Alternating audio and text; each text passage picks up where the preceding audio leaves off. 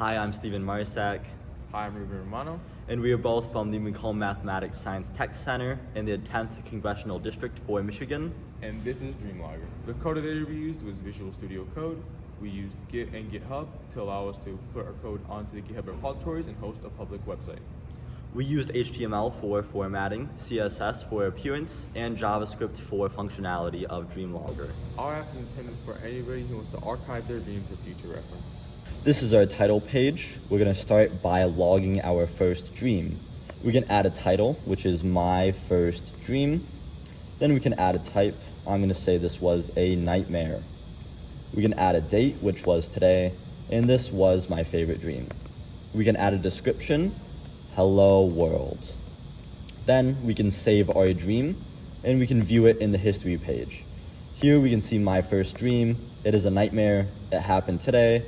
And the description is hello world.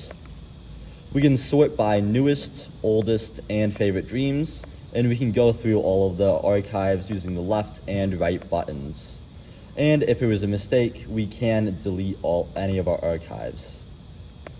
Let's look into the code of DreamLogger. The first thing we'll look at is the HTML. This is the building block of our website. This contains a lot of the features that are essential to it, such as titles, headers, buttons, drop-downs, which will later give functionality and designs.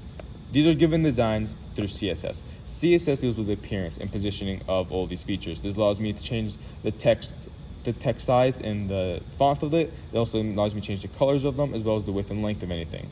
This also allows me to add animations, which allows the buttons to shake, the title header to change colors. Now we'll move on to the functionality of our app. To index all of the dreams for our app, we have to use local storage, which is a function of many browsers that stores a bunch of data within the browser itself.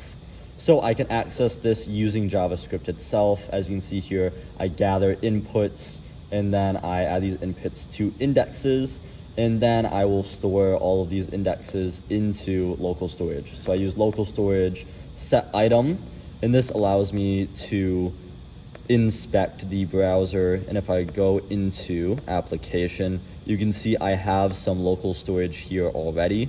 So for my first index, I have the date 0, which was today, description 0, first dream, favorite is false, title, first dream, and this allows me to refresh the page, and all of this data stays here.